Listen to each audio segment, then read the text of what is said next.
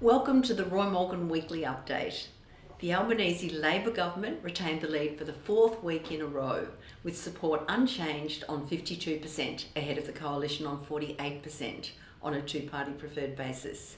If an election were held now, the ALP would be re-elected with a slim majority, as they have now, the latest Roy Morgan poll shows.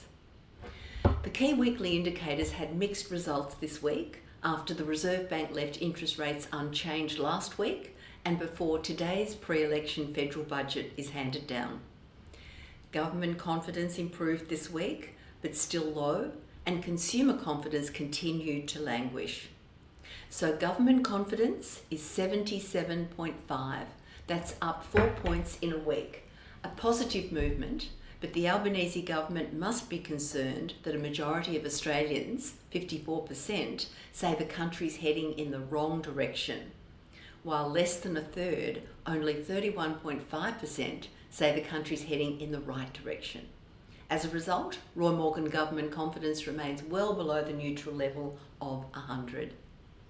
There was no improvement in consumer confidence, with ANZ Roy Morgan consumer confidence virtually unchanged at 80.2 this week. Longer term, consumer confidence has now spent a record 67 weeks below the level of 85.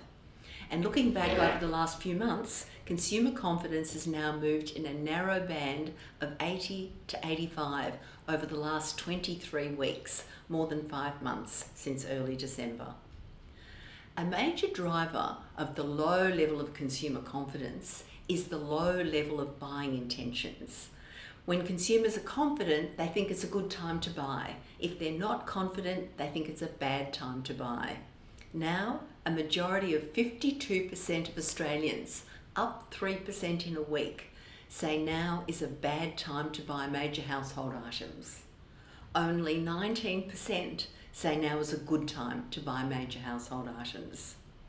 This is a net rating of minus 32.9%, the lowest so far this year, after the Reserve Bank left interest rates unchanged at a 12-year high of 4.35% and before this week's federal budget.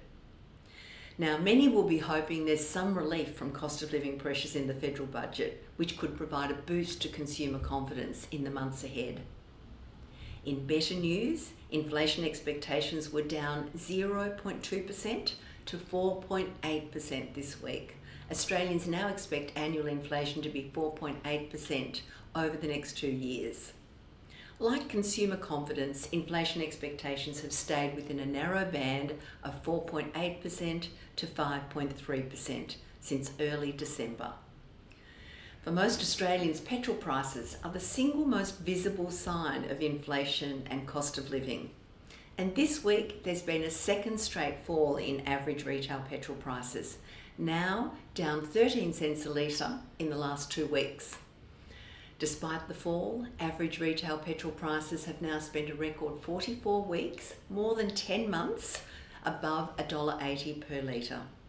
More recently, over the last 15 weeks, since late January, average retail petrol prices have averaged $2 per litre. And finally this week to the Australian employment markets. There's bad news with the labour force at the moment. Although over 14 million Australians are now employed, that's 418,000 more than a year ago, the latest Roy Morgan headline real unemployment figure for April is up 1% to 9.7%.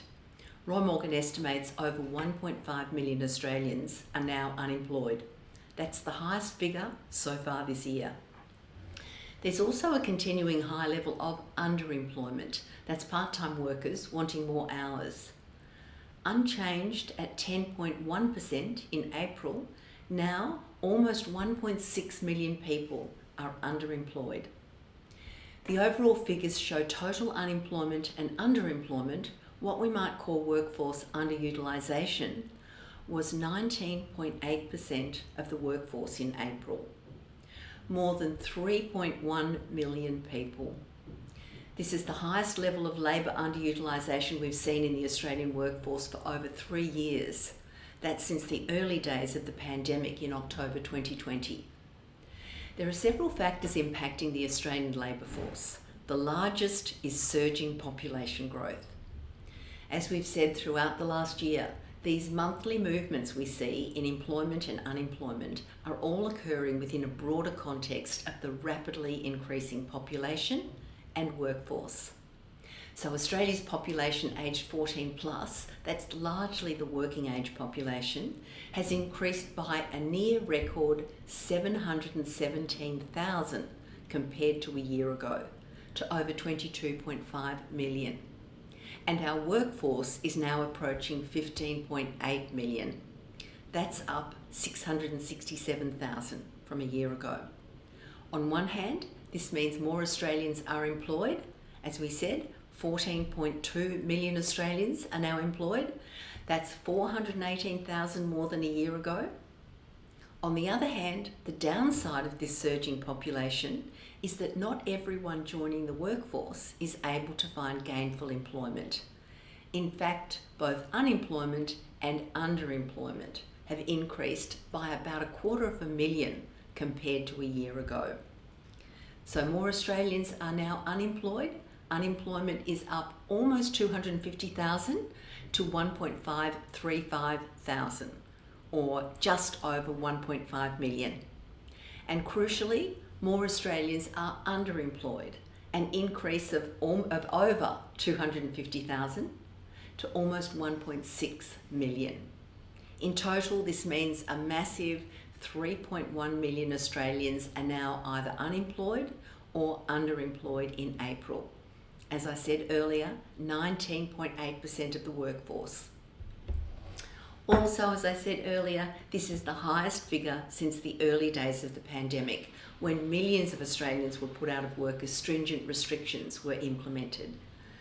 We're currently facing a very different situation now, with high inflation and interest rates and intense cost of living concerns for many Australians. So all eyes tonight will be on Treasurer Jim Chalmers as he delivers his pre-election federal budget. And that's a wrap. Thanks for your interest this week in Roy Morgan's latest results. I'll be back next week to bring you the most up-to-date readings on consumer confidence, inflation expectations, and voting intention. Thanks for listening.